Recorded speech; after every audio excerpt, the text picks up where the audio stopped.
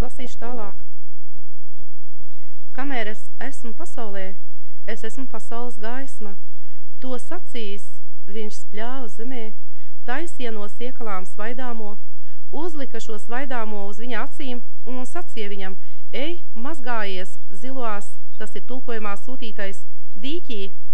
Tad viņš aizgāja, mazgājās un pārnāca redzīgs.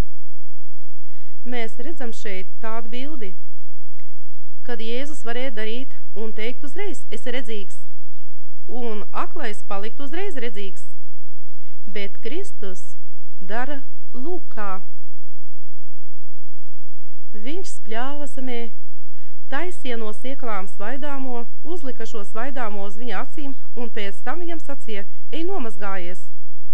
Iedomājieties tikai, ja šis aklais nepaklausītu mūsu kungu Jēzu Kristu un neiet nomazgāties, tad kas ar viņu notiktu? Ar viņu būtu tas, ka viņš paliktu tāds pats aklis, kāds viņš bija. Bet viņš paklausīja. Tātad, kad Dievs dara kādu lietu,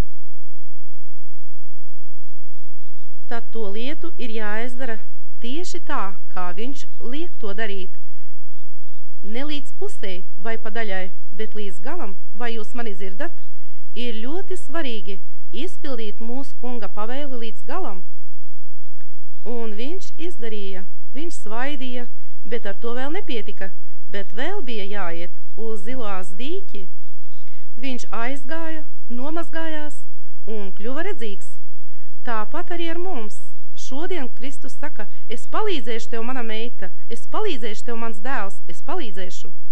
Un vajag lūgt kungu un nepagurt, un nāks tas moments, kad mums būs liela peldētava, un mēs pagremdēsimies viņā, un tad mūsu problēma būs atrisināta. Slava Dievam!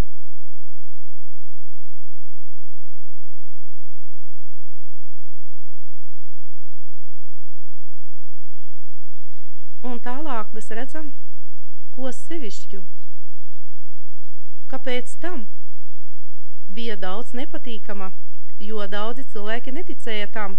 Daži cilvēki, kā piemēram farizēji, izsauca aklā vecākus un jautāja tiem: vai tiešām tas ir jūsu dēls? Šodien pie mums notiek tāpat, jo daži netic, ka Dievs šeit dziedina, daži nevar noticēt tam, ka Dievs vairo maizi, daži netic, kā vairojās nauda. Netic, bet kā tas arī lai nebūtu, vai viņi tic vai netic, mēs tomēr ejam pa pareizo ceļu, mūsu kunga Jēzus Kristus ceļu. Un tāpēc, mani draugi, tagad piecelsimies kājās un pielūksim, teiksim: mūsu dārgais kungs, mēs gribam visu izpildīt līdz galam, to, ko tu mums pavēlēsi. Lūksim par to. Dārgais mūsu kungs, mēs šodien ar savām vajadzībām stāvam tavā priekšā. Mums šodien tik daudz problēmu, mums šodien tik daudz vajadzību, un mēs zinām, ka tu nāksi palīgā un ka tu darīsi to, un mēs lūdzam, izdari to ātrāk, dāvā mums iespēju, lai mēs kopā ar tevi varētu strādāt šajā darba laukā, kuru tu esi uzticējis mums. Slava tev un pateicība mūsu tēvam, dēlam un svētajam garam. Āmen. Es gribu pajautāt, kas starp mums ir pirmo reizi? Paceliet roku. Kurš ir pirmo reizi atnācis pie mums uz dievkalpojumu? Vai ir tādi? Slava Dievam! Slava Dievam!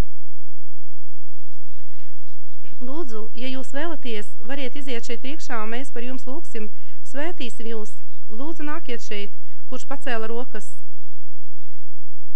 Un mēs svētīsim ar Dieva svētību, un tādā veidā Dievs jums piedos grēkus, un jūs būsiet brīvi.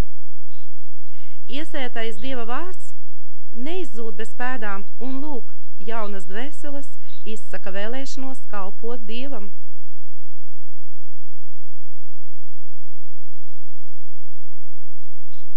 Mēs tūlīt par jums pienesīsim tam kungam lūkšanu. Ir ļoti svarīgi, lai jūs varētu atkārtot šo lūkšanu. kuru es runāšu it kā no jūsu sirds, lai atkārtotu aiz manis. Tas ir ļoti svarīgi. Šī lūkšana tiks raidīta, lai tiktu piedoti visi jūsu grēki, lai jūs ietu Jēzus Kristus saimē, lai būtu atsvabināti no dažādiem sātaniskiem spēkiem, no burvestībām, un no šodienas kungs sāks rūpēties kā par saviem bērniem, kā par savām meitām, tāpēc, ka šodien jūs nācāt pie viņa brīvprātīgi, lai lūgtos. Tas ir ļoti svarīgi, un